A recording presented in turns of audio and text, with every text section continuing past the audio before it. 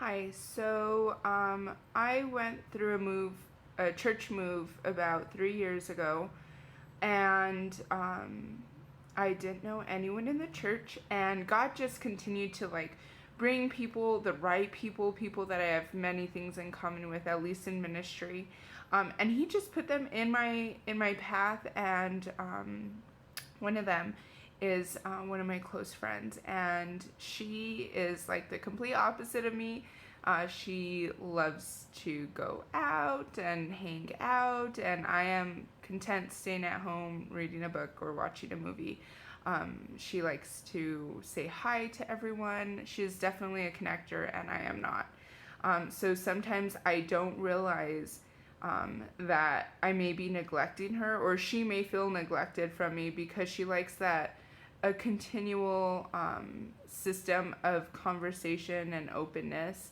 And even especially when I'm going through a harder time, I tend to recluse and don't really talk about it. I try and sort it out. And I didn't realize that it had been almost 2 weeks that we had seen each other, and we attend the same church. So that's pretty drastic. But to me, the past week and a half has been really crazy. And so I didn't really realize that there was discord or uneasiness. And on Monday, she messaged me and was like, "Are you mad at me? Are you upset? Like, what is going on?"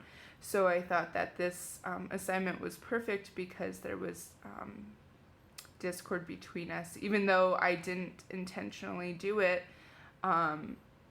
it was there.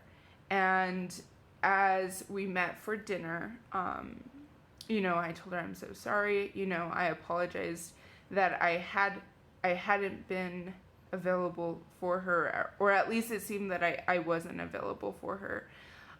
And that made me realize that even though sometimes we can intentionally hurt people, I think as Christians, even though we are trying to do the right thing, or we think we're doing the right thing, we are seeing it from our perspective.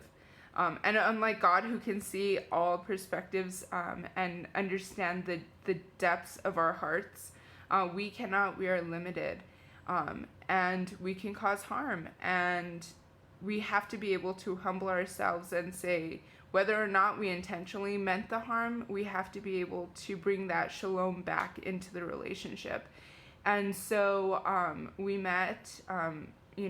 I apologized. I said I didn't realize that it had been so long. She was like, "I saw you Sunday." I was like, "Yeah, Sunday." And she's like, "No, last Sunday." And I was like, "Oh my gosh, I'm so sorry." And she said, "It's okay." And we talked, and I said, we kind of made a system of when I feel like I'm starting to recluse, that I need to reach out to her, because just as I am there to help carry her burden, she's there to carry mine. And it was beautiful. We talked for a very long time. And it was just beautiful because we were experiencing the same thing, emotional highs and lows. And she felt like she didn't have anyone to talk to.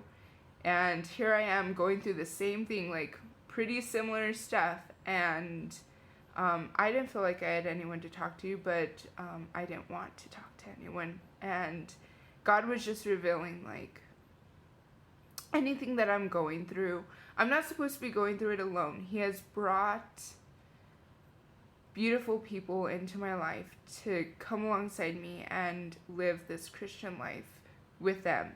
And so it was just a beautiful reminder that though sometimes God is not physically present, He is physically present in those that I am around.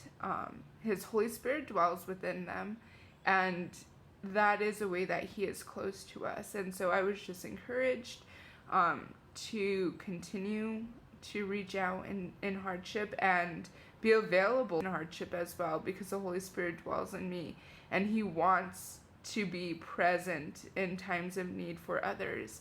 And so it was just a beautiful time to just reconnect and regather our thoughts and get back on a good note.